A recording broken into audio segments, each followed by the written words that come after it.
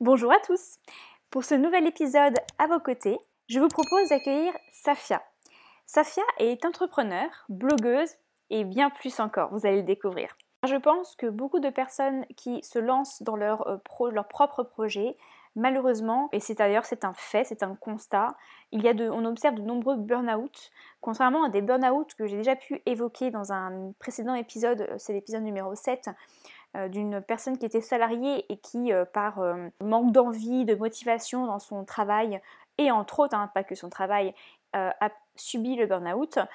On observe, contrairement à cette situation-là, beaucoup de burn-out en tout cas de fatigue chronique et de dépression chez les entrepreneurs qui sont pourtant passionnés par leur entreprise.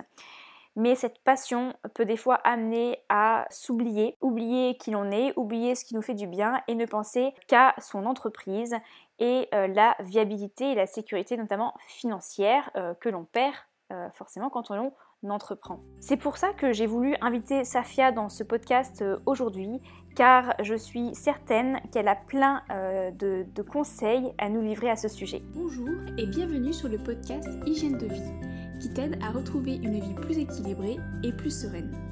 Je m'appelle Alexandra, je suis coach de vie et naturopathe. Ma mission est de vous guider à retrouver votre équilibre de vie grâce à des méthodes naturelles autour de l'alimentation saine et bienveillante et du bien-être physique et mental. Hygiène de vie est avant tout votre podcast qui vous donne des outils simples, réalistes et accessibles pour votre corps et votre esprit. Vous retrouverez tous les éléments que j'évoque sur le site hygiènedevie.fr.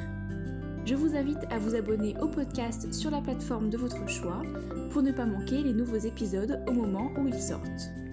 Et si vous aimez ce podcast, une excellente façon de le soutenir est de laisser un avis 5 étoiles sur Apple Podcast ou sur la plateforme que vous utilisez.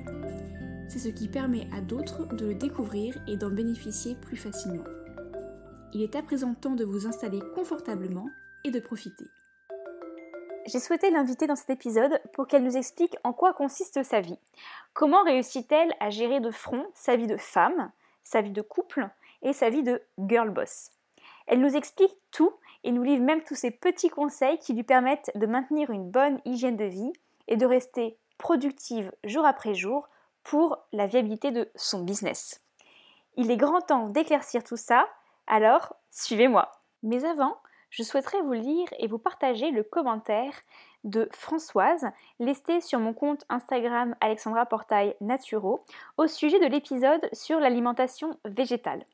Et bien voilà un nouvel épisode extrêmement précis, clair, expliqué simplement, non directionnel mais factuel, qui je souhaite provoquera certains questionnements. Un grand bravo à toi Alexandra et un grand merci. Eh bien écoute, merci beaucoup Françoise pour ce joli commentaire. Effectivement, c'est un sujet qui peut amener à discussion et à questionnement. Je suis contente que cet accueil a été plutôt positif. En tout cas, mon objectif était bien évidemment d'éveiller les consciences et non d'être complètement directionnel et surtout d'expliquer. Si vous aussi, vous souhaitez me laisser un petit commentaire sur le podcast, n'hésitez pas à le faire sur Apple Podcast ou bien sur mon compte Instagram ou en m'envoyant un mail via mon site internet hygiènedevie.fr. Je me ferai une joie de vous le partager dans un prochain épisode. Allez, assez bavardé et je vous laisse vous plonger dans cet épisode. Belle écoute! Alors bonjour Safia. Merci beaucoup d'avoir accepté mon invitation sur le podcast Hygiène de vie. Merci à toi pour cette invitation. Pour être tout à fait honnête, je ne te connais pas, alors peut-être contrairement aux autres personnes que j'ai déjà accueillies, que je connaissais un petit peu. Toi, je ne te connais pas personnellement. Je t'ai découverte il n'y a pas très très longtemps grâce à ton podcast, Build Yourself d'ailleurs. Et j'adore, je suis vraiment tombée amoureuse en fait de ton podcast. De par le sujet, mais aussi ta vivacité, ta tonalité de voix, etc. Et ça m'inspire vraiment beaucoup. Et c'est vrai que j'ai un peu tenté comme ça en te envoyant un petit message sur Instagram pour savoir si tu serais d'accord pour intervenir sur mon podcast. Et j'ai eu la grande surprise que tu acceptes. Et voilà, je suis vraiment très contente. Merci beaucoup. Alors dans mon introduction, J'ai vanté à mes auditeurs et auditrices que tu faisais plein de choses et que tu étais vraiment une vraie girl boss. Pourrais-tu, justement, pour commencer par expliquer à nos auditeurs qui es-tu et ton parcours jusqu'à ce jour? Alors, je m'appelle Safia, du coup. J'ai un parcours assez classique où j'ai fait de longues études, en fait. J'ai fait des études dans le juridique. Non pas par passion, mais parce que quand je suis sortie du bac, je savais pas ce que je voulais faire. Donc, je me suis dit, le droit, c'est bien parce que ça ouvre plein de portes. Donc, au moins, j'aurai plein de possibilités. Donc, je me suis lancée là-dedans. Finalement, j'y suis restée. Je suis allée jusqu'au bout. Je me suis spécialisée en droit des affaires et j'ai commencé une carrière de juriste. Donc tout allait plutôt bien, sauf qu'au bout d'un moment, au bout de quelques mois, ce job, c'est pas ce que j'avais imaginé et je m'ennuyais pas mal. C'est pas un job qui m'épanouissait. À côté de ça, j'avais créé un blog à l'époque qui était un blog lifestyle, donc d'où le My Trendy Lifestyle du coup qui est resté, que je n'ai jamais changé. Donc c'était un blog juste pour partager mes hobbies, mes centres d'intérêt, des petits conseils, ce genre de choses. Au fil du temps, il a pris un peu d'ampleur. Il a été pas mal visité et du coup, j'ai commencé à attirer des marques pour des collaborations, etc. Donc dans un premier temps, j'ai été blogueuse.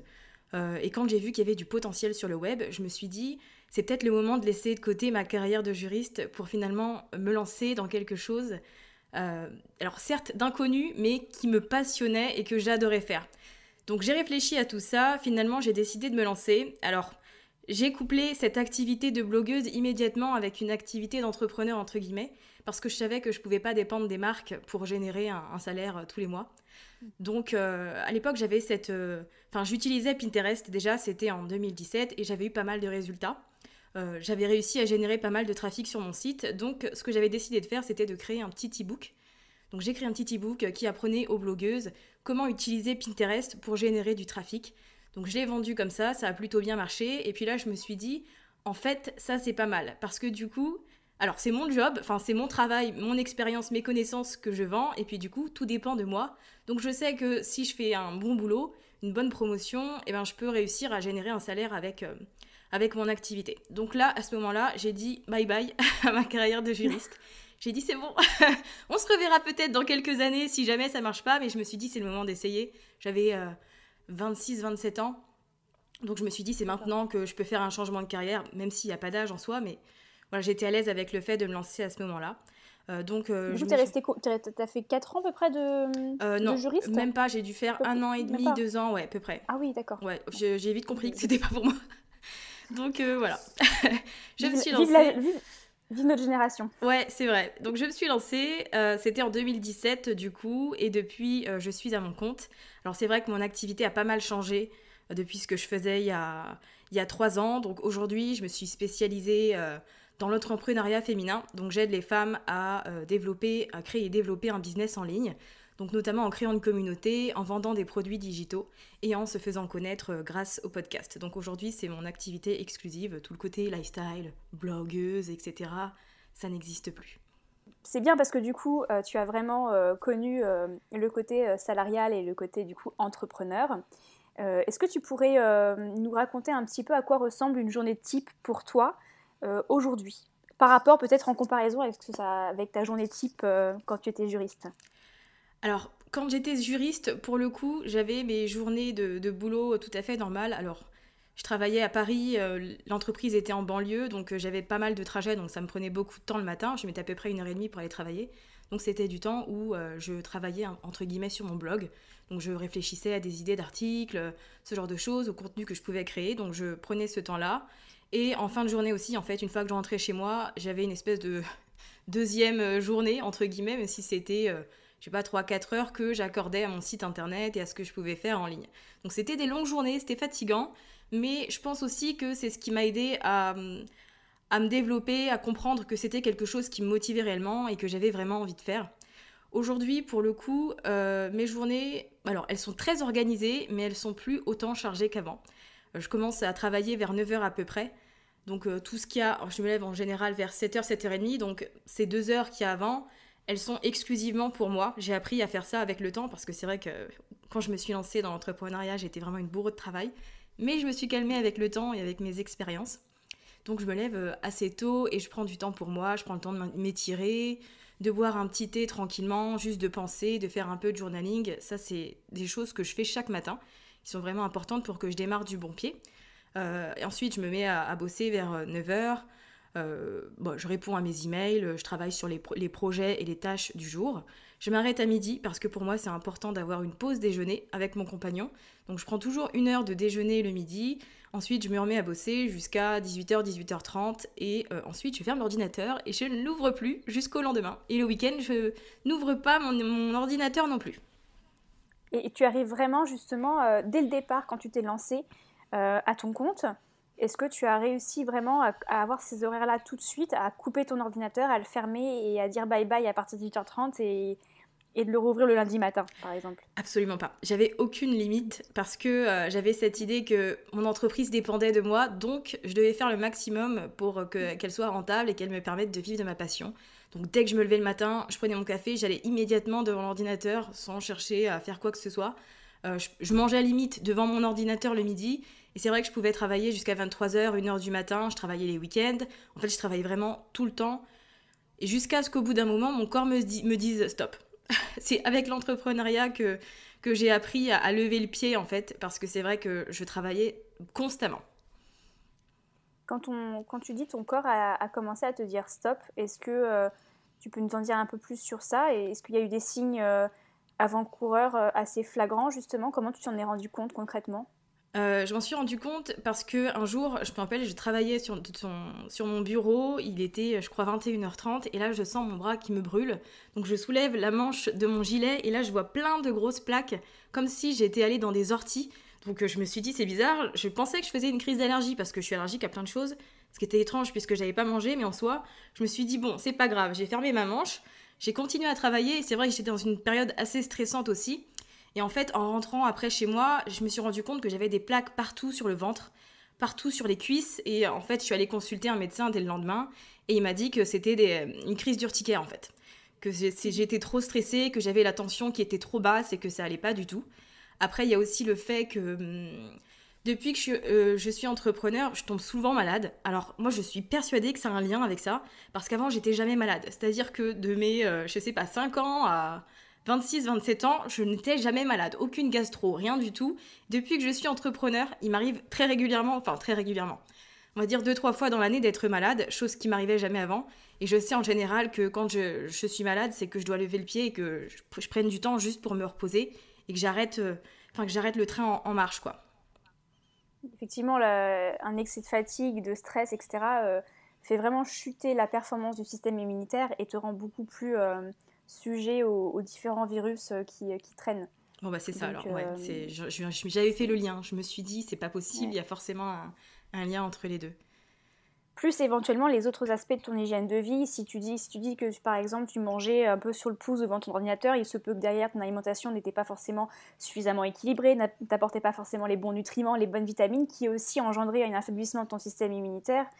Le sommeil qui n'est pas forcément réparateur, c'est vrai que j'en ai déjà parlé sur un précédent podcast où durant la nuit, en fait, on a différentes, c'est issu en fait de l'horloge biologique chinoise. Par exemple, le foie se régénère entre 23h et 2h du matin. Donc, si ce sommeil n'est pas assez réparateur pendant ce temps-là, ton foie, il n'a pas le temps de se réparer, de se régénérer. Or, c'est ton organe qui élimine les toxines. Donc, tu as une accumulation de toxines, etc., etc. Donc, c'est vrai qu'il y a des règles comme ça de base d'hygiène de vie. Et souvent, quand on les néglige, malheureusement, ça peut aboutir à des maladies, des fois bénignes, hein, mais c'est vrai qu'à répétition, ça aussi, ça fatigue justement. Et en plus, quand tu es entrepreneur, je peux imaginer que tu dis, bah mince, justement, si je suis malade, je ne peux plus faire mon business, je ne peux plus être rentable. Voilà, comment je vais faire pour payer mes factures? Donc, ça doit être un stress supplémentaire. Ouais, ça déclenche une certaine culpabilité. Du coup, c'est un espèce de cercle vicieux, et c'est vrai que j'ai mis du temps à trouver une bonne hygiène de vie, même si je pense qu'elle n'est pas parfaite aujourd'hui, mais c'est déjà beaucoup mieux qu'avant, parce qu'avant, je prenais vraiment pas en compte le côté humain. Mon côté humain, en fait. Je pensais qu'au travail et qu'à mon entreprise. Mais écoute, ça confirme vraiment le pourquoi j'ai voulu t'inviter sur le podcast. J'ai un podcast, je crois que c'est l'épisode 7, si je ne me trompe pas, sur le burn-out, où j'ai invité une personne, donc une salariée pour le coup, qui a eu 40 ans de carrière dans son poste, dans son salariat, et qui a souffert d'un gros burn-out. Et donc souvent, on associe burn-out avec justement le fait de ne pas aimer son boulot, d'être malheureux dans sa vie, etc.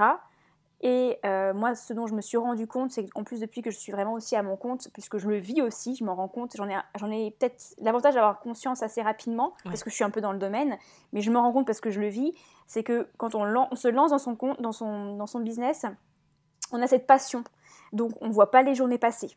On est souvent devant son ordinateur, etc. Et puis on a aussi cette crainte de se dire si je travaille pas, finalement personne va me ramener mon salaire à la fin du mois. Ouais. Donc c'est un stress supplémentaire. Et je me suis dit, je pense qu'il y a vraiment quelque chose à faire autour de la santé et de l'hygiène de vie de l'entrepreneur justement. Et je me disais, est-ce que ça vient de moi ? Est-ce que c'est moi qui suis bizarre à bosser 15 heures par jour devant mon ordi, etc. Alors que j'en ai conscience en fait. Et en fait, en parlant avec d'autres personnes autour de moi, je me suis dit, non, c'est aussi un risque qui est le burn-out chez les entrepreneurs. Ah oui, je pense même que ça doit être très commun parce que c'est vrai qu'on met pas assez en lumière ce côté humain, ce côté bien-être de l'entrepreneur. On est tout le temps là à donner des tips business, comment évoluer, comment faire plus, comment être plus productif. Et on oublie tout ça à côté. Et c'est vrai que pourtant, c'est tout aussi important puisque si ça va pas à l'intérieur ou dans la tête, forcément, le business, il va pas avancer, quoi. Ouais, et je pense aussi qu'en plus, si tu es sur un business de service, tu renvoies une image qui n'est pas forcément adéquate et tu es peut-être aussi moins bien avec tes clients qui ont besoin de ta performance, de ta bonne humeur et tout ça, quoi. C'est Donc, vrai. effectivement, c'est important. Alors, concernant justement ta santé et ton hygiène de vie globale, donc aussi bien mentale que physique, justement, est-ce que tu vois une différence entre avant et après ton passage à l'entrepreneuriat ? Donc, j'ai cru comprendre que oui, mais finalement, aujourd'hui, maintenant que tu as passé un petit peu ce stade-là, comment tu te sens à l'instant T, justement ? Aujourd'hui ? Oui. Aujourd'hui, je me sens bien parce que, comme je te disais, j'ai appris à m'écouter, en fait, à écouter mon corps. Donc c'est vrai qu'aujourd'hui, je me sens bien et je sais que quand je commence à fatiguer ou quand je commence à stresser, je m'arrête immédiatement. Alors qu'avant, j'aurais tendance à continuer juste un peu, aller encore un petit peu. Là, je sais dire stop, je sais mettre des limites, en fait. J'ai appris avec le temps à mettre des limites. Et c'est vrai que je me sens bien, finalement, à l'instant T dans ma vie et dans mon travail aussi. Donc, oui, d'accord. Et par rapport à quand tu étais juriste, alors même si ça n'a pas duré très très longtemps, est-ce que tu te sentais de la même manière ? Est-ce que tu te sentais bien justement ou pas ? Alors, très honnêtement, comme j'aimais pas non plus tellement mon job, que j'étais pas hyper à l'aise dans cette entreprise, que je m'y sentais pas à ma place en fait, il y avait déjà dans mon état d'esprit quelque chose d'assez négatif et le fait d'aller au travail, c'était embêtant. Donc ça me mettait pas de bonne humeur, c'était un peu comme un poids.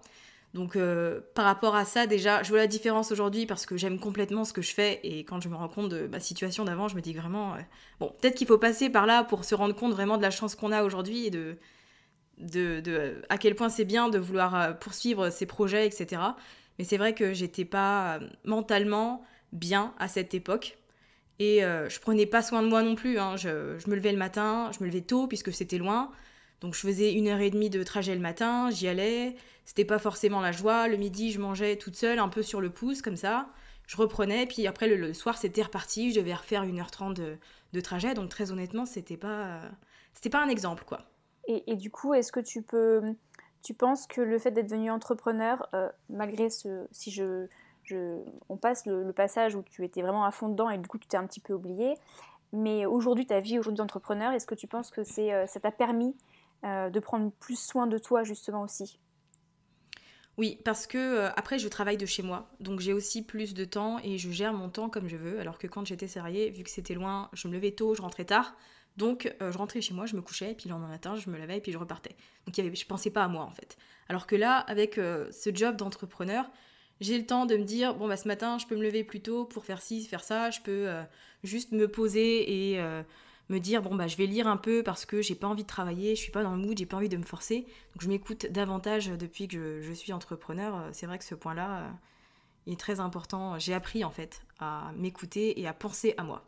Et comment tu as appris ? Est-ce que c'est toute seule ? Est-ce que c'est en écoutant des personnes ? Est-ce que c'est en suivant des méditations ? Je ne sais pas, mais comment tu as fait pour essayer de le lâcher prise, justement ? Alors, j'écoute beaucoup de podcasts. Je regarde aussi pas mal de vidéos YouTube. Il faut dire que les vidéos YouTube sur le développement personnel, le bien-être, il y en a beaucoup. Et moi, j'adore. C'est un format qui qui est top. Donc c'est vrai que je me suis beaucoup inspirée du contenu que j'ai trouvé sur Internet pour mettre en place une petite routine, pour apprendre à lâcher prise, à penser à moi, à mettre en avant le côté humain avant le business, quoi. Quels sont, selon toi, parce que je pense que quand on devient entrepreneur, il y a beaucoup cette notion de je deviens entrepreneur pour être mon propre patron, pour avoir cette liberté, et en fait on se rend très vite compte qu'on n'est pas si libre que ça. Quels sont selon toi les risques justement à devenir son propre patron au niveau de la santé ? Par rapport à ma propre expérience, en fait, j'aurais tendance à dire que on oublie de se mettre des limites, en fait. On travaille constamment, vu qu'il n'y a pas finalement d'horaire prédéfini. Le risque, c'est de mettre en avant son business avant sa personne, comme moi je l'ai fait. Il y a aussi le fait de culpabiliser, de prendre des pauses, par exemple, parce qu'on se dit ouais, je peux pas me reposer là 1 heure parce que c'est 1 heure où j'aurais pu avancer sur un projet, ce genre de choses. Le fait de culpabiliser, de se reposer, c'est quelque chose que j'ai ressenti et je me suis rendu compte que j'étais pas la seule, loin de là. Mais c'est vrai que le risque... ouais. Non, tu n'es pas la seule. Voilà, le risque en général, c'est ça, c'est de pas savoir mettre de limites sur le travail et en plus de culpabiliser, de vouloir prendre du temps pour soi. Parce qu'on se dit, il faut absolument que ce mois-ci, je génère tel chiffre d'affaires, donc il faut absolument que je travaille. Et c'est vrai que, en fait, avec le temps, on se rend compte que c'est pas la quantité de travail qui importe, mais c'est vraiment ce qu'on va faire, les choses qu'on va mettre en place, les stratégies qu'on va travailler qui vont avoir un impact plus que le temps qu'on va passer derrière l'ordinateur. Moi, j'ai mis du temps à le comprendre, ça, quand même. Moi, j'essaye de... Je pense que je l'ai compris, mais je ne l'ai pas encore ancré. Et c'est vrai que tant que tu n'as pas non plus, à mon avis, tant que tu n'as pas encore une entreprise et un business model qui soit fiable, c'est compliqué de vraiment s'en convaincre, en fait. Parce que si t'as pas suffisamment qui rentre, tu te dis oui, c'est que je fais pas assez. Et tu culpabilises justement. La culpabilité est assez omniprésente, effectivement. C'est vrai, ouais. C'est quand j'ai pu générer un salaire autour de 2500, 3000 euros chaque mois que là j'ai appris en fait à lever un peu du pied et à me dire ok, tu vas travailler moins mais tu vas travailler mieux, tu vas pas travailler plus dur en fait, tu vas travailler de manière plus efficace. Mais c'est vrai que c'est qu'une fois que j'ai eu une certaine stabilité en fait que je me suis un peu libérée de ça. Ça met un peu de temps. Je comprends totalement qu'on puisse se dire je peux pas, faut que je travaille parce qu'il faut que je gagne tant d'argent, etc. Je comprends totalement que ce soit une pression. Et du coup, combien de temps tu as mis pour atteindre cette stabilité financière qui t'a permis un peu de lâcher prise ? Sur la première année, j'ai commencé à générer des revenus, mais alors c'était très irrégulier, c'est-à-dire qu'un mois je gagnais 600 euros, l'autre je gagnais 1800 euros, donc c'était un peu des pics comme ça toute la première année. Et c'est vrai qu'ensuite, en 2018, je me suis formée en fait, tout simplement, sur le marketing en ligne, sur la vente, et ça m'a permis d'apprendre des stratégies que je pouvais mettre en place.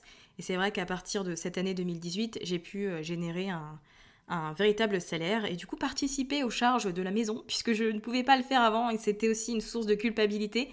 Et c'est vrai que le fait de pouvoir participer au loyer, aux choses, aux différentes choses du quotidien, ça m'a fait du bien aussi et ça m'a rassurée là-dedans. C'est vrai, c'est important ce que tu viens... Enfin, c'est important. Je trouve c'est important ce que tu viens de dire parce que je suis un peu dans le même cas avec mon conjoint qui aujourd'hui, je sais qu'il est là. Donc lui, il continue à être salarié. Donc je sais qu'il y a une rentrée d'argent, mais psychologiquement, je ne peux pas m'empêcher de me dire je ne veux pas être dépendante de lui. Et je veux pouvoir assouvir les charges du foyer comme je le faisais avant. Et en fait, on se met... et du coup, je réponds à ma propre question. Mais genre, en fait, je pense que le pire patron au monde, c'est nous-mêmes, en fait.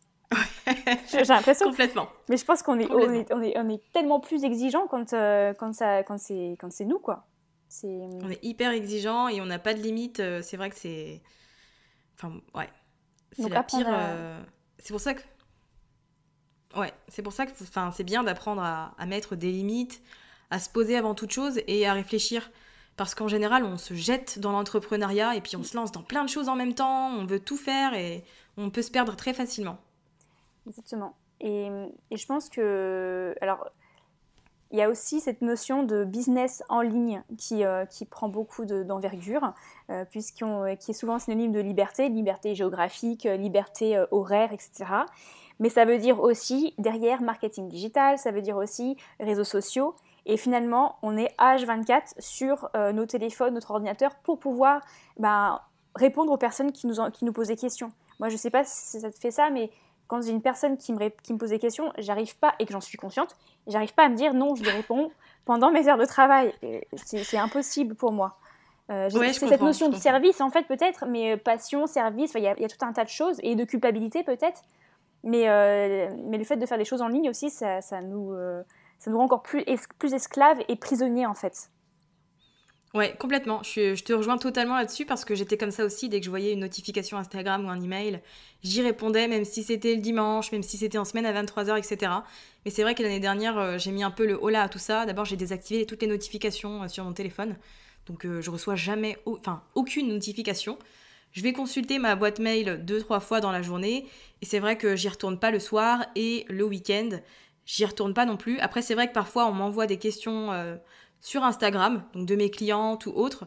Donc quand c'est comme ça, soit j'ouvre pas le message et j'attends le lundi parce que j'ai eu le temps de voir un aperçu et je sais que ça va parler de boulot, soit je renvoie, si c'est plus compliqué, je renvoie la personne et je lui dis c'est mieux de m'écrire un email parce que du coup je propose pas le support sur Instagram. Mais c'est vrai que ça a été aussi important de dire aux gens que les questions, les sollicitations, c'était uniquement par email parce que par email c'est beaucoup plus facile à gérer que sur les réseaux sociaux. Donc moi, ça a été un grand changement quand j'ai dit aux gens que s'il y avait des questions de support ou autre, fallait m'envoyer un email plutôt que de m'envoyer un DM Instagram parce que sinon je me perds et puis je m'arrête jamais, quoi. Effectivement. Je pense que c'est une très bonne astuce de faire ça, la communication. De toute façon, je pense que c'est la clé de tout. Hein. Faut pas avoir peur de dire les choses. Et les bonnes astuces, effectivement, que tu as mises en place et que je mets aussi en place, c'est, je pense, supprimer les notifications des réseaux sociaux de manière générale, sinon ça sonne tout le temps. Et à partir du moment où on est conscient de ça, c'est vrai que c'est compliqué. Quand on sait que c'est compliqué de ne pas répondre à quelqu'un quand on est conscient, autant se dire, autant ne pas être au courant et de le faire vraiment en toute conscience. Ok, maintenant, je m'accorde tant de temps pour aller sur Instagram, sur Facebook, sur mes mails et faire les choses vraiment de manière très consciente et active en fait, et pas subir, on va dire. Ouais. Non, c'est vraiment important de mettre ses limites parce que sinon on s'arrête jamais. Et je le vois encore avec les gens que je suis sur Instagram, ils sont tout le temps disponibles en fait.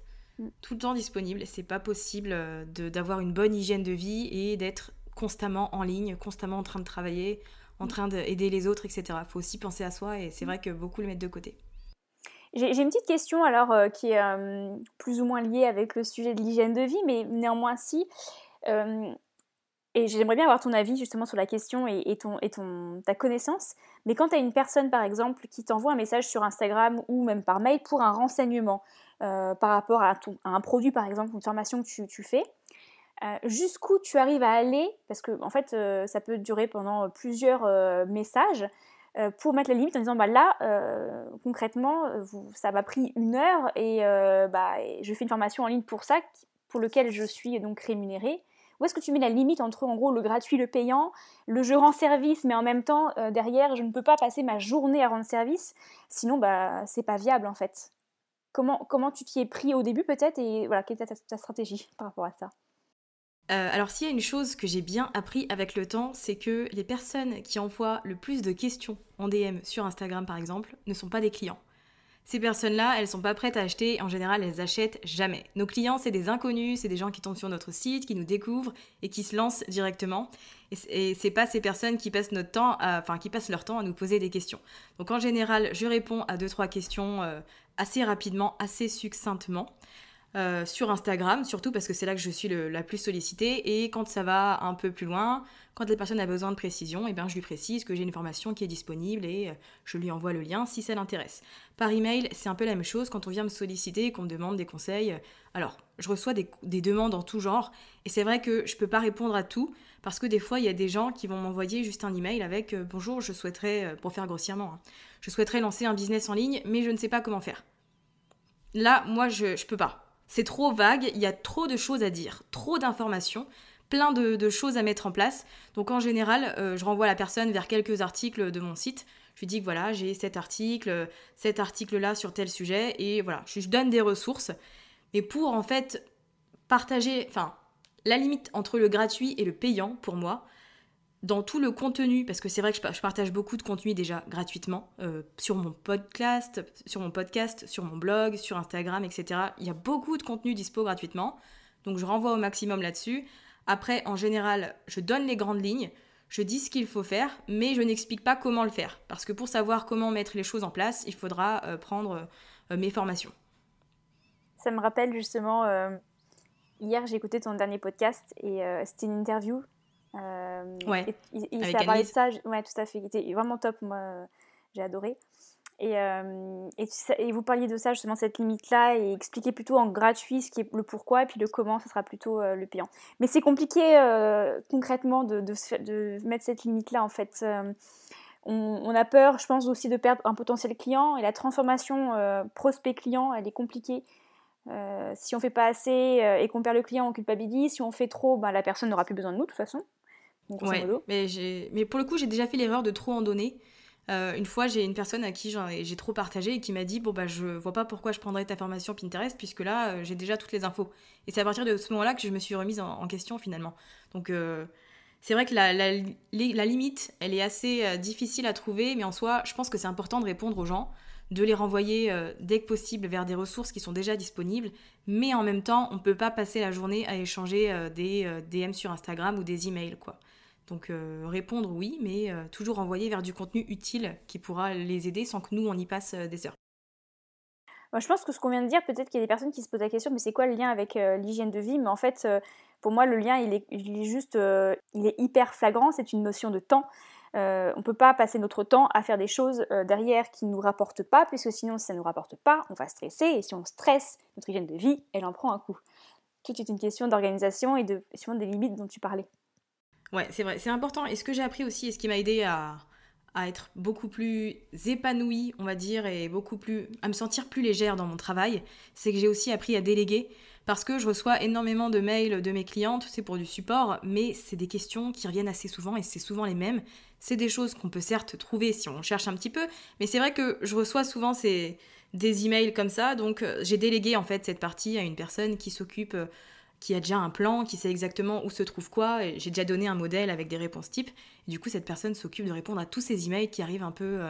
Il y a des périodes où c'est plus actif que d'autres, mais voilà, cette personne au moins elle est là pour ça, et moi je me sens plus légère parce que du coup je me dis pas faut que j'aille voir mes emails pour voir si mes clientes sont bien, s'il n'y a pas de questions, etc. Ça c'est quelque chose qui me concerne pas forcément. Après si la personne à qui je délègue elle a des questions et elle est pas sûre, bien évidemment elle peut revenir vers moi. Mais c'est vrai que le fait d'avoir délégué tout ça, ça m'a enlevé un poids. Ouais, tu peux te concentrer vraiment à fond sur ton 20-80, le Pareto, quoi. Ouais. Exactement, Le parce que fameux bon, Pareto. je prends 2 minutes pour répondre à un DM Instagram, je prends 2 minutes pour un email, et puis au final, ça s'accumule, Ouais. ça va très vite. La dispersion, j'ai entendu il n'y a pas très très longtemps que, en gros, quand on commence quelque chose et qu'on s'arrête, il faut en moyenne 23 minutes pour se remettre dedans, dans le sujet. Donc Ouais, autant dire qu'il vaut mieux se dire, moi c'est des choses que je fais, alors j'arrive pas forcément à le faire au quotidien, mais quand je mets dans une tâche, je mets mon chrono et je me dis, cette tâche-là j'en ai pour 1 heure, enfin en tout cas je me mets 1 heure, j'espère de la finir en 1 heure, et puis après je ouais. ferme tout et je fais ça pendant 1 heure et basta quoi. Et c'est vrai que ça aide en termes de productivité, et moi on limite ce temps un peu, ces 23 minutes de gâché en fait, parce qu'on a fait un peu le yo-yo entre plein de tâches qui sont des fois pas du tout dans la loi de Pareto et qui ne sont pas du tout finalement très utiles au final, qui rapportent pas beaucoup de valeur. Mais la délégation, effectivement, je pense que c'est un super outil pour retrouver un peu un équilibre de vie, mais ça n'arrive pas tout de suite. Il faut pouvoir effectivement déjà avoir quelque chose d'assez stable financièrement. Mais je pense que c'est quelque chose à faire assez rapidement quand on le peut, quoi. Ouais, c'est une des premières choses, un des premiers investissements que j'ai pu faire. Je prenais des freelances comme ça de manière occasionnelle quand j'en avais besoin. Mais c'est vrai que une fois que c'est possible, moi je recommande à tout le monde de le faire vraiment et de pas hésiter quoi. On n'est pas en mesure de tout gérer parce qu'on tout dépend de nous. On a énormément de choses à faire. On fait de la création, on fait de la communication, on fait du marketing, on fait un tas de choses. Et c'est vrai que pour une seule personne, c'est énorme. Donc dès qu'on peut, c'est indispensable de déléguer. Surtout que généralement, quand on se lance dans son entreprise, on se lance pour notre idée initiale, mais derrière, si on n'y rajoute pas, comme tu dis, la communication, le marketing, l'administratif et tout le blabla, quoi, en fait, ça c'est pas viable non plus. Donc en fait, on se forme à d'autres choses et au final, ces autres Ouais. choses-là, des fois, prennent plus de temps, sont beaucoup plus chronophages que le pourquoi initial du lancement de notre entreprise. Surtout quand on n'est pas spécialement formé ou qu'on ne connaît pas le domaine, c'est encore plus dur et c'est encore plus de temps du coup de passer là-dessus. Alors, est-ce que tu nous autorises à rentrer un petit peu plus en détail dans ta vie, Safia? Bien sûr. Ouais. Ah, super. Moi, j'aimerais bien en savoir un peu plus. Alors, on a un petit peu parlé, mais vraiment rentrer vraiment dans le détail du détail de comment tu fais concrètement, jour après jour, heure après heure, pour maintenir justement une bonne hygiène de vie, puisque si j'ai l'impression, c'est qu'aujourd'hui, c'est une hygiène de vie équilibrée que tu as pu mettre en place. Donc voilà, comment tu as fait vraiment étape par étape et qu'est-ce que tu fais concrètement? Alors, je pense que un des éléments importants pour moi, ça a été tout mon travail d'organisation et de planification. Alors, c'est quelque chose que j'ai eu énormément de mal à mettre en place. C'est vrai que j'ai jamais été une personne très ordonnée dans ma tête, donc organiser les choses en situation, c'était assez compliqué. C'est vrai que j'ai mis du temps. C'est un peu comme quand je suis arrivée à la fac et je me suis rendu compte qu'il y avait personne pour me pousser et que j'allais devoir tout faire toute seule. C'était un peu la même sensation avec l'entrepreneuriat. Donc le fait d'apprendre à m'organiser et planifier, c'est ce qui m'a aidé du coup à mettre en place une meilleure hygiène de vie parce que je vais travailler, allez, 3 heures, non, on va dire à la semaine, je dois travailler euh, entre 10 et 15 heures sur la planification du contenu du mois prochain, du mois qui va suivre en fait. Vu que j'ai mes petits process et que j'ai pris l'habitude, donc je sais comment créer, j'ai déjà mes idées, je passe juste à la création en gros. Donc le fait déjà de faire tout ce process de création, de podcast, d'articles de blog, de publications Instagram, de stories, etc., ça m'enlève une partie mais immense de mon travail. Donc quand le mois arrive, tout est déjà programmé, tout est déjà créé, j'ai juste à vérifier que ce soit bien envoyé. Et ensuite, eh bien, j'ai des journées du coup qui sont beaucoup plus light, puisque j'ai pas de travail de création de contenu à faire, ce qui est la majorité de mon travail. Je peux me concentrer sur la promotion de mes produits en journée. Donc je vais travailler à mettre en place une séquence de vente, une séquence d'email, etc. Je vais faire toutes ces choses dans la semaine. Et c'est vrai que je vais travailler, mais pas aussi intensément. Mes journées vont être plus light et je vais pas hésiter à faire des pauses très régulièrement, chose que je ne faisais pas avant. Donc je fais des petites pauses, je vais m'aérer l'esprit, je vais marcher, je vais faire un peu de sport. Toutes ces choses-là, j'ai appris à les mettre dans ma journée, un peu au feeling aussi. Parfois je les planifie, parfois non. Mais c'est vrai que ça m'a aidé à mettre en avant mon côté humain avant mon côté business. Le fait d'avoir les mains moins liées et de me sentir plus libre en fait. Tout planifier, tout organiser, ça m'a aidé complètement à changer mon quotidien. Quand tu parles du sport, est-ce que c'est quelque chose que tu faisais avant aussi? Alors, oui et non, c'est-à-dire que je suis très irrégulière avec le sport. Donc en ce moment, j'en fais 3 ou 4 fois par semaine, ce qui est très bien. Mais il y avait des fois où j'en faisais pas du tout pendant 2 mois. Ensuite, j'en faisais tous les jours pendant 1 mois et ensuite plus du tout. Donc c'était assez irrégulier. Et en fait, j'ai mis du temps à comprendre que ça faisait aussi partie de mon bien-être de faire du sport et que c'était important pour moi. Et que c'était pas juste le fait de se faire un petit masque sur les cheveux et de prendre un petit bouquin et de se mettre dans le canapé. J'ai mis un peu de temps à comprendre que le sport c'était important en fait. Donc maintenant, j'en fais une priorité. Mais c'est vrai que ça n'a pas toujours été le cas. Qu'est-ce que tu ressens du coup après, déjà pourquoi maintenant t'intègres ça, tu dis que ça te fait du bien, mais concrètement ça te fait quoi? Qu'est-ce que tu ressens après avoir fait une séance de sport? Qu'est-ce que ça t'amène? Alors, je suis jamais contente de la faire, on va pas se mentir. C'est pas comme si c'était quelque chose que j'appréciais vraiment. Donc déjà, j'y vais un peu à reculons, mais à chaque fois, en fait, je me sens mieux. Enfin, je me sens plus légère, je me sens dynamique, je me sens forte. Je trouve que, enfin, je fais toujours en sorte de dépasser mes limites et je me surprends puisqu'au final, dans ma tête, je suis très flemmarde et très, euh, comment on dit déjà? Comment on dit? Sédentaire, pardon. Je suis très sédentaire, donc c'est vrai que ça me fait me sentir bien et aussi au niveau de mon corps, voilà, je commence à voir mes bras se muscler, mes cuisses s'affiner, donc c'est aussi des petites choses qui me font me sentir bien et me dire, ok, là je fais en sorte que mon corps soit en meilleure santé, puisque après tout, mon corps j'en ai qu'un, il faut que j'en prenne soin, donc voilà, ça m'aide à me dire, c'est bien, là tu prends soin de toi et tu fais en sorte de... dans 10-20 ans, d'avoir un corps qui soit en forme et qui puisse te permettre de faire encore plein de choses. Effectivement, c'est de l'investissement sur la durée. Tout à fait. Et quand tu dis que tu n'as pas, ça te fait pas forcément plaisir au début de te mettre à faire du sport, est-ce que tu penses que tu as trouvé le sport ou les sports qui te plaisent vraiment? Pas encore. C'est pour ça aussi. Pas encore parce que, ouais, je pense que ça joue aussi parce que, bon, je le fais parce que je dois le faire. Ah bon, après, c'est vrai qu'avec le confinement, j'étais un peu obligée de faire mon sport à la maison. C'est pas ce que je préfère, mais c'est vrai que j'ai pas encore trouvé le sport qui me fait vibrer et qui devient indispensable pour moi. Je pense qu'effectivement, la clé de tout, c'est le plaisir, en fait. Que ce soit dans le sport que dans l'alimentation, parce qu'au bout d'un moment, si on ne prend pas plaisir, au bout d'un moment, on n'a qu'une seule vie. Donc certes, il faut prendre soin de notre corps et de notre mental, mais il faut aussi garder cette notion de plaisir. Et si on n'a pas cette notion de plaisir, généralement, de garder les choses dans la durée, de les faire vraiment durer, ça ne fonctionne pas. Ou alors, on peut partir dans les extrêmes qui peuvent être plus dangereuses qu'autre chose. Typiquement, faire du sport, je sais pas, moi, 20 heures par semaine, et un excès de sport peut être aussi néfaste. Mais la source, à partir du moment où on trouve ce qui nous fait vraiment plaisir et nous motive, ça passe tout seul et ça devient du coup quasiment un automatisme et un besoin, en fait. Faut que je teste encore plein de choses pour voir ce qui peut me convenir complètement. Donc le sport, est-ce que tu as d'autres choses? Donc tu m'as parlé de la marche, est-ce qu'il y a donc tu m'as parlé du journaling ou le carnet de gratitude ou le journal effectivement. Ça t'apporte quoi ça de faire ça? Ça me permet d'y voir plus clair, de vider mon esprit et de mettre des mots surtout sur ce que je peux ressentir et ce que je peux penser. Parce que c'est vrai que c'est un exercice que je faisais pas avant. En fait, j'ai commencé tranquillement avec un petit journal 5 minutes. Je sais pas si tu connais le journal 5 minutes. Le journal gratitude 5 minutes. Donc j'ai commencé avec ça. Donc avec ma petite phrase par jour, ce pourquoi j'étais reconnaissante, etc. Ça m'a aidé déjà à prendre cette habitude. Et avec le temps, en fait, j'ai ressenti le besoin d'écrire plus qu'une petite phrase. Donc du coup, j'ai acheté un petit carnet dans lequel j'écris, alors sans me poser de questions, sans me dire aujourd'hui je vais écrire sur mon business, aujourd'hui je vais écrire sur ma façon de manger. En fait, je vide un peu tout ce que j'ai dans la tête comme si je me confiais à une amie avec laquelle je partage quelque chose de très intime. Donc en fait, ça me permet de me libérer un peu l'esprit.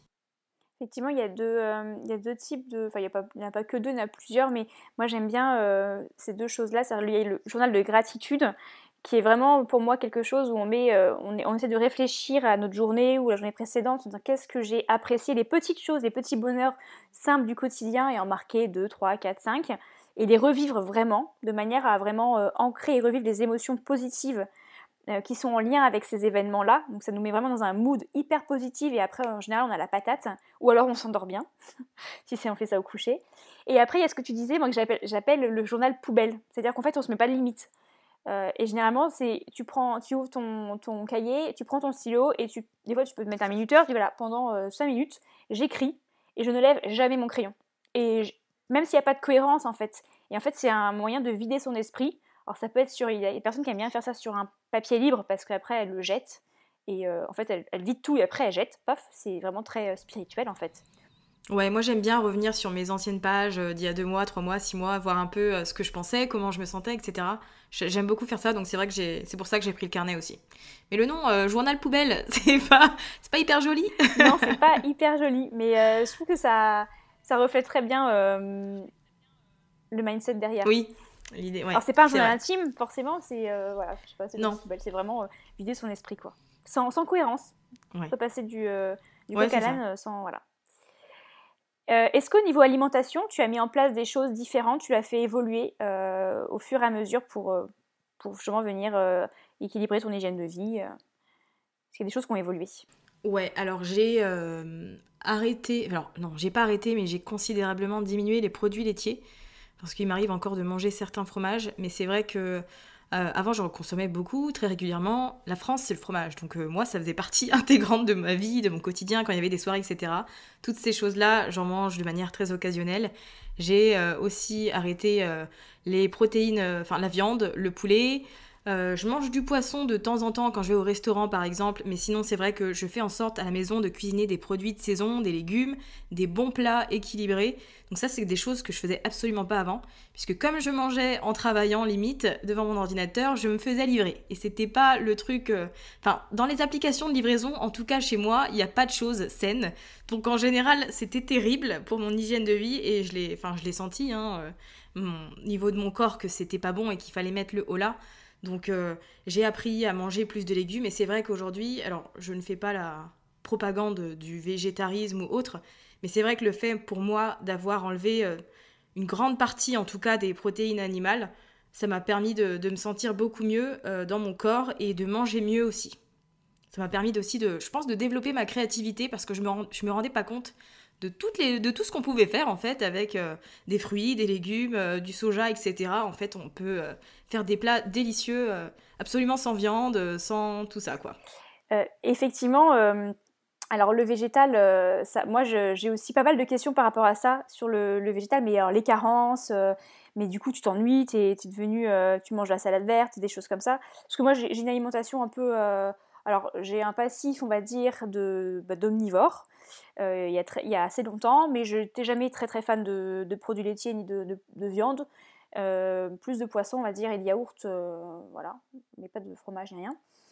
Et puis en fait, je suis devenue végétalienne il y a 5 ans à peu près. Et maintenant, je réincorpore quand même les œufs et quelques produits laitiers, mais par exemple juste du fromage de chèvre ou de brebis beaucoup plus digeste que le lait de vache qui est riche en plein de cochonneries, hormones de croissance, antibiotiques, etc., etc. Je suis devenue vraiment un peu plus voilà, saine aussi, avoir une relation saine avec l'alimentation et pas forcément se mettre dans une case. Mais néanmoins, c'est vrai que le végétal, à partir du moment où on met le nez dedans, et c'est vraiment assez intéressant, c'est qu'on se rend compte à quel point peut-être que notre alimentation était finalement très peu variée quand on était omnivore, puisque tout tournait autour de la viande, et puis quelques assaisonnements par-ci par-là. Et quand on rentre dans le monde du végétal, en fait, on se rend compte de toutes les saveurs qui existent, et justement, ça nous apprend à comment faire une assiette équilibrée, et on vient diversifier beaucoup plus notre alimentation, et ce qui nous permet d'avoir derrière des apports beaucoup plus complets. Donc ça devient un jeu en fait. Ouais, non, franchement, moi je trouve qu'on s'ennuie pas, il y a tellement de possibilités, et puis le fait aussi d'en apprendre plus sur les aliments, sur ce qu'ils peuvent nous apporter, ça motive davantage, je trouve. Je suis en train justement de travailler sur une formation autour de l'alimentation végétale. Il n'y aura pas que ça, mais sur la transition, pas forcément pour dire aux personnes de devenir végétalien ou végétarien, c'est pas du tout l'objectif, mais il y a quand même une vraie prise de conscience en ce moment sur les méfaits aussi bien sur l'environnement que l'animal, que notre santé, sur l'abus des produits animaux, et toute cette crainte autour justement du végétal. Et je pense que c'est intéressant de pouvoir aider les personnes pour les rassurer, et leur montrer que c'est possible de manger bien, de se faire plaisir et de manière voilà, équilibrée aussi, quoi. C'est vrai, ouais. Moi, je consomme énormément de contenu sur YouTube sur le végétarisme et le véganisme. C'est parce que c'est vrai que c'est un support où on a énormément de ressources sur le sujet. Et je trouve que quand on veut se lancer, quand on ne sait pas par où commencer, quelle recette on pourrait faire, il y a plein d'informations dessus. Donc c'est génial. C'est vrai que moi, je passe beaucoup de temps sur YouTube à découvrir plein de nouvelles recettes à tester à la maison, quoi. Du coup, l'alimentation. Alors oui, si j'ai une dernière question sur l'alimentation, parce que tu dis que tu as supprimé les produits laitiers, mais pourquoi en fait d'un coup tu t'es dit je supprime les produits laitiers et les produits animaux? Alors, les produits animaux, parce que j'ai jamais vraiment été fan de viande, c'est vrai que ça n'a jamais été un truc dont j'ai raffolé. Et c'est vrai que j'avais cette idée, comme tu disais tout à l'heure, que tout tournait autour de la viande, que le plat, s'il n'y avait pas de viande, il était incomplet. Et moi, ça me dérangeait un peu au fil du temps, donc ça, j'ai commencé à l'enlever parce que ça me plaisait plus trop. Après, en ce qui concerne les produits laitiers, c'est qu'il y a 2 ans, je me suis fait... Pardon, c'est une histoire très personnelle. Je me suis fait opérer, je me suis fait retirer la vésicule biliaire en fait. Et c'est vrai que ça a eu un impact sur ma digestion, les choses que je consomme, et je ne digère absolument plus les produits laitiers depuis. Donc j'ai décidé de ne pas forcer et d'arrêter tout simplement de consommer ce genre de produits. D'accord, ok. Effectivement, les produits laitiers et les produits animaux sont quand même des produits des aliments assez complexes à digérer. Donc si derrière tu as déjà une complication digestive, vaut mieux. Voilà. On trouverait des équivalents à côté, il n'y a pas de souci par rapport à ça. Bien sûr, ouais. Alors, il y a le sport, l'alimentation. Est-ce que tu as une routine bien-être en ce moment, justement? Alors, en ce moment, ce que j'aime faire, c'est vrai qu'en ce moment, je suis très dans les soins Parce que c'est vrai qu'avant, je prenais pas du tout soin de ma peau, par exemple. Et maintenant, c'est quelque chose que je fais très régulièrement et qui me fait du bien, en fait, qui me fait me sentir bien. Le fait de me faire un masque, de nettoyer ma peau, juste de prendre soin de moi physiquement, en fait, ça m'aide beaucoup à me sentir bien. Ça fait partie intégrante de ma routine bien-être, ouais. On prend rarement soin de soi, justement. On prend souvent soin des autres, mais très, très rarement soin de soi. C'est vrai. Donc, j'essaye de me chouchouter autant que possible. Tu as bien raison. Écoute, on arrive à la fin de cet épisode. J'ai encore quelques petites questions à te poser pour terminer. Si tu avais 3 conseils à donner à nos auditeurs et auditrices qui entreprennent ou qui sont dans l'optique d'entreprendre et qui se sentent un peu peut-être coulés sous leur montagne de projets qu'ils peuvent avoir et qui voient leur hygiène de vie justement en prendre un coup, voilà. Quels seraient toi tes 3 conseils principaux ?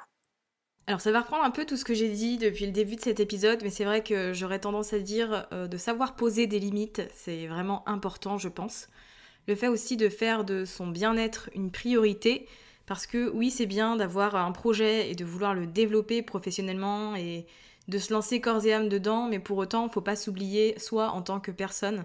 Donc j'aurais tendance à dire de faire de son bien-être une priorité et aussi de mettre de côté la culpabilité qu'on peut avoir, de se reposer, de ne pas avancer aussi bien que les autres, etc.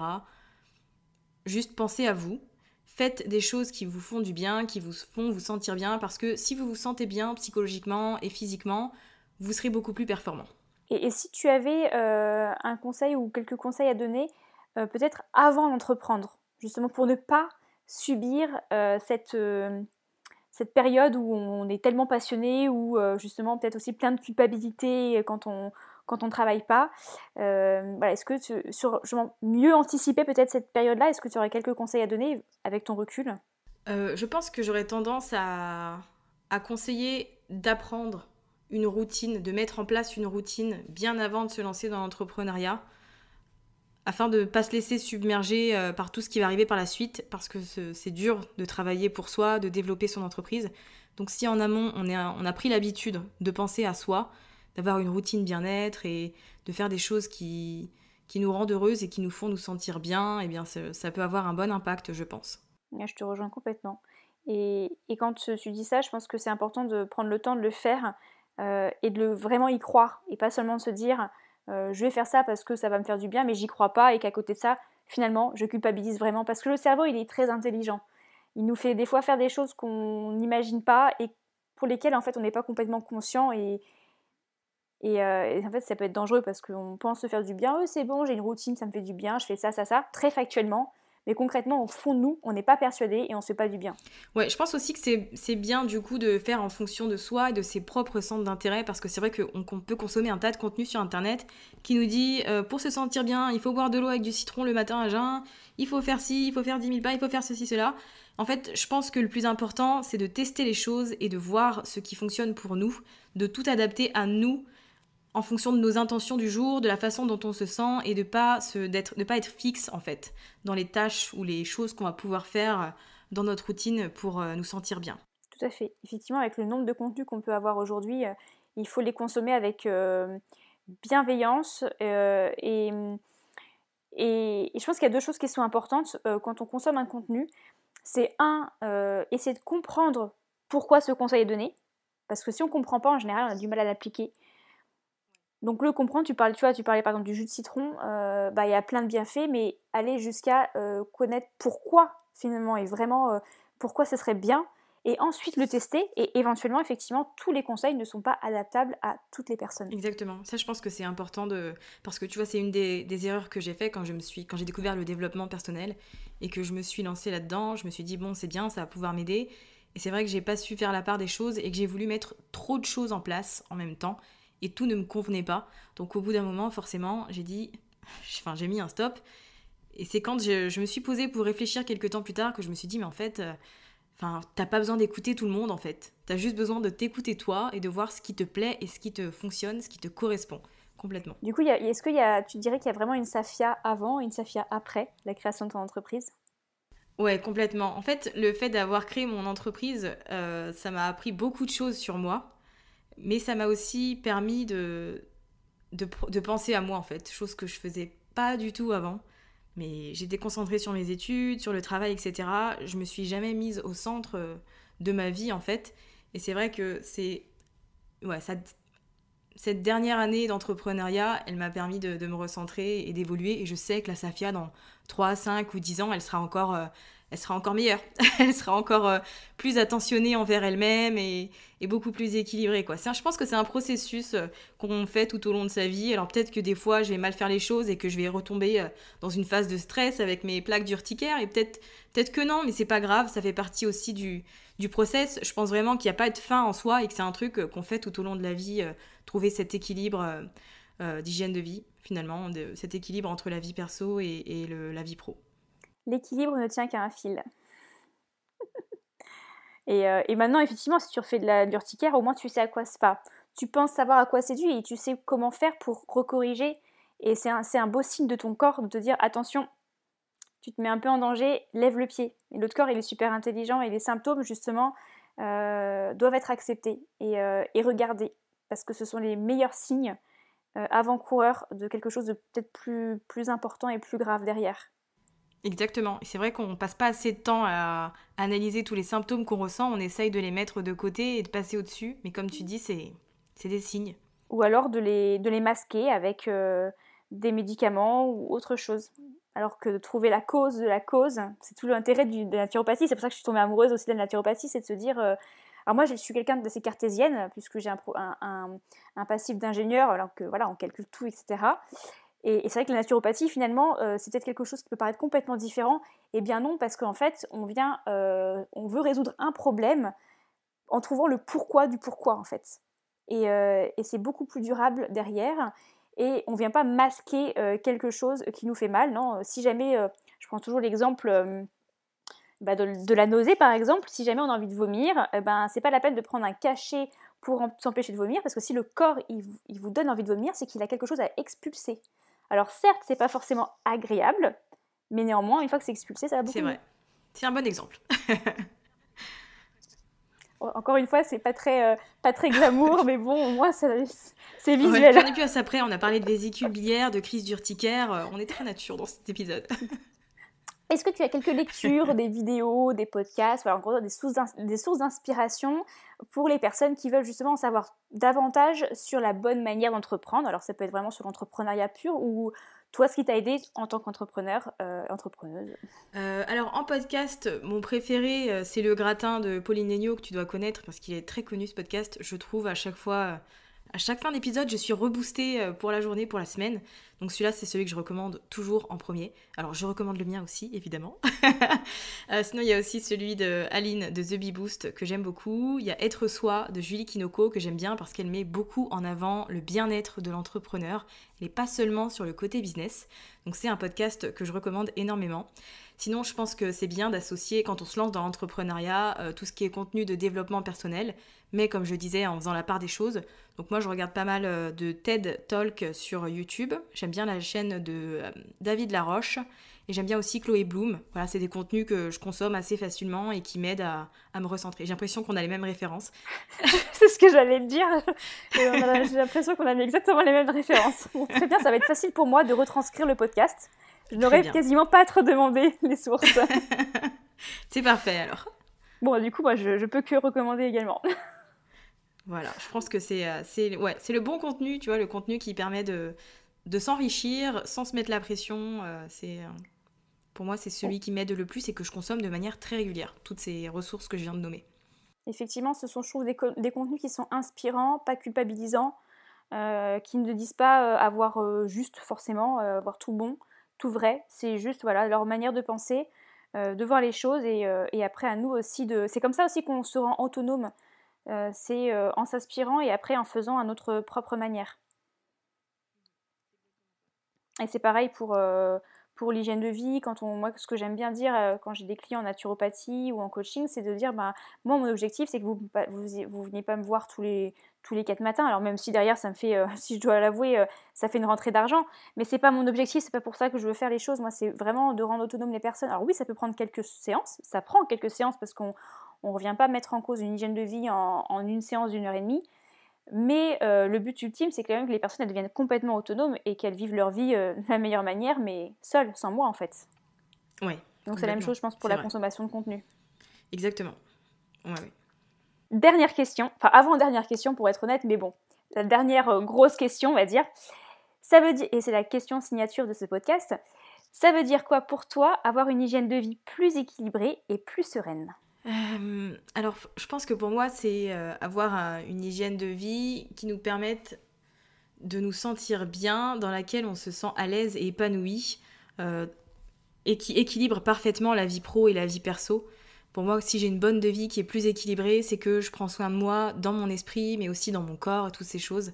Donc voilà, je pense que l'équilibre, il est vraiment là pour moi. C'est peut-être un peu confus, j'ai l'impression que je suis très confuse. Non, absolument pas. Mais l'idée, bon, très bien.